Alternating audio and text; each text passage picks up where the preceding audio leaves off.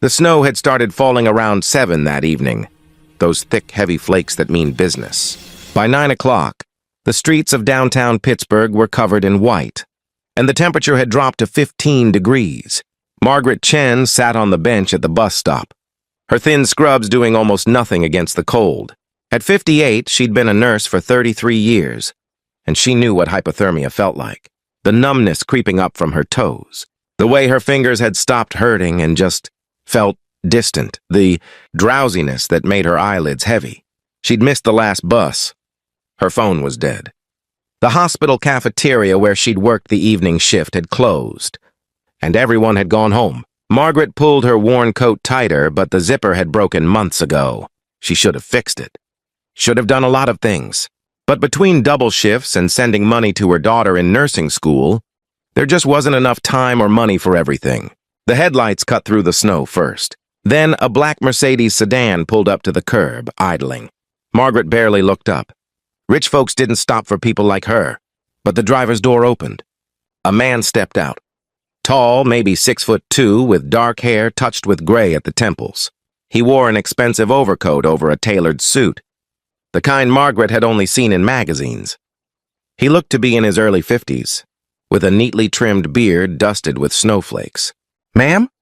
His voice was deep but gentle. "Are you waiting for someone?" Margaret's words came out shaky. The bus. But I think I missed it."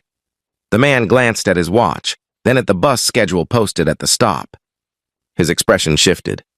"The last bus came 40 minutes ago. The next one won't come until 6 tomorrow morning." Margaret nodded slowly. She'd figured as much. "I'll be all right." "No," he said firmly but kindly. "You won't. It's 15 degrees out here." He paused, studying her face with genuine concern. "I'm James Thornton. I run a company downtown. I was working late when I saw you from my office window. You've been sitting here for over an hour." "I don't want to be any trouble," Margaret managed through chattering teeth. James crouched down so he was at eye level with her. Up close, she could see the kindness in his hazel eyes. The worry lines creased across his forehead. "Listen to me carefully. You're not trouble. You're a human being who needs help, and I have a warm car right here. My mother was a nurse. She worked nights for 20 years. I know those scrubs." He gestured to the hospital logo barely visible under her coat. "You just got off shift, didn't you?" Margaret nodded. "Then you spent your whole evening taking care of other people. Let someone take care of you for once." He stood and extended his hand. "You're coming with me." No arguments. Something in his tone reminded Margaret of her own father years ago. That gentle authority that came from genuine care, not control. She took his hand and he helped her to her feet. Her legs barely worked. James steadied her, then walked her slowly to the car. He opened the passenger door and a wave of warmth rolled out. Margaret nearly cried from the relief of it. Once she was settled, James got in the driver's seat and immediately turned up the heat. He reached into the back and pulled out a blanket. "Here, it's cashmere. My ex-wife left it in the car after the divorce. Might as well get some use out of it." Margaret wrapped herself in the softest blanket she'd ever felt. "Thank you," she whispered. James didn't start driving right away. Instead, he called someone. "Hey, Maria? It's James. Can you put on some soup? I'm bringing someone home who needs to get warm." "Yes, the guest room." "Thank you." He hung up and glanced at Margaret. "I hope you don't mind coming to my house. Maria is my housekeeper. She lives in the carriage house on the property. Good woman. Makes the best chicken soup you've ever tasted." "I should get home," Margaret protested weakly. "My apartment will still be there in an hour or two. Right now, you need to warm up properly. Have something hot to eat and make sure you're okay." James put the car in gear. "Where do you live?" "I'll get you home safely once you're warm." Margaret told him the address. She watched his face carefully for judgment, for that flicker of disdain when wealthy people realized just how poor she was. But James just nodded. "Riverside Gardens? That's a good 40-minute drive in this weather. All the more reason to get you warmed up first." They drove in comfortable silence for a while. The snow continued falling, coating the city in pristine white. Margaret studied James from the corner of her eye. His hands were steady on the wheel, his face calm. He had the bearing of someone who'd worked hard for what he had. "You said your mother was a nurse?" Margaret asked softly. James smiled and his whole face changed. For 23 years. Cardiac unit. She raised me and my two sisters by herself after my dad died. I was 12. He paused at a red light looking at Margaret. She worked nights because the pay was a little better. I used to wait up for her no matter how late. She'd come home exhausted, but she always made time to ask about my day, always. She sounds wonderful. She was. James's voice grew quieter. She passed away 6 years ago. Heart attack. Ironic, really, given where she worked. He cleared his throat. But she taught me something important. She said the measure of a person isn't in what they have, but in what they do when someone needs help. They pulled through a gate and up a long driveway. The house that emerged from the snow was beautiful but not ostentatious. A restored Victorian with warm light glowing from the windows. Maria met them at the door, a small Latina woman in her 60s with concerned eyes. "Oh, mija," she said, taking in Margaret's pale face and trembling hands. Come, let's get you warm." The next hour passed in a blur of kindness. Maria brought Margaret to the guest room and provided warm pajamas and a robe. There was a private bathroom with a shower. And Margaret stood under the hot water until feeling returned to her fingers and toes. The pins and needles hurt, but it was a good hurt. It meant she was okay. When she came downstairs in the borrowed clothes, she found James had changed into jeans and a sweater.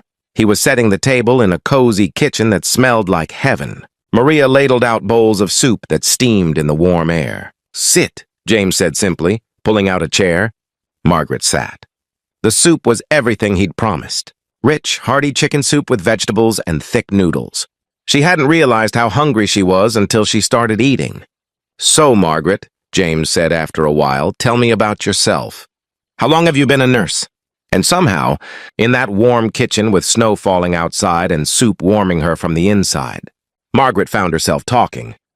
She told him about her 33 years at the hospital, about her daughter, Rebecca, who was in her second year of nursing school, about her late husband, who died of cancer 10 years ago, about how some days were so hard she didn't think she could keep going, but then a patient would smile or say thank you, and it made it all worthwhile.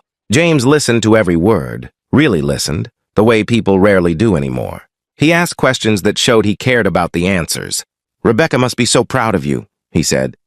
Margaret's eyes filled with tears. "I hope so. I'm trying to help her so she doesn't have to struggle the way I did. But it's hard. Medical bills from my husband's cancer. The rent keeps going up and my car died last month. That's why I was taking the bus." James was quiet for a moment. Then he said, "Margaret, I want you to listen to me carefully. What I'm about to say isn't charity. It's not pity. It's one human being helping another because they can, okay?" Margaret nodded, uncertain. "My company has a private shuttle service for employees who work late. You shouldn't be waiting at bus stops in the freezing cold. I want you on that service. It'll pick you up and take you home after your shifts." "Oh, I couldn't." "You can and you will." Second, my company also provides scholarships for healthcare workers, children pursuing medical careers. I want Rebecca to apply. If she's anything like her mother, she'll do wonderful things in this world." Margaret was crying now. "Why?" "You don't even know me." James reached across the table and gently covered her hand with his. "My mother used to wait at bus stops just like that one." She never complained. But I know she was scared sometimes, cold, exhausted.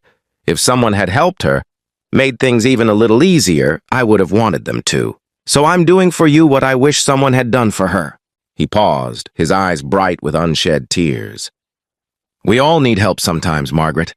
The trick is being brave enough to accept it and grateful enough to pass it on." They sat together in that warm kitchen until midnight. Two people from different worlds who'd found a moment of connection. Maria packed up leftover soup for Margaret to take home. James gave her his personal number. "If you ever need anything, you call me. I mean it." When he drove her home through the still falling snow, they talked about everything and nothing. Music, books, the way the city looked under a blanket of white. James walked her to her door, made sure she got inside safely, and waited until her lights came on before he left. The next morning, Margaret found an envelope that had been slipped under her door.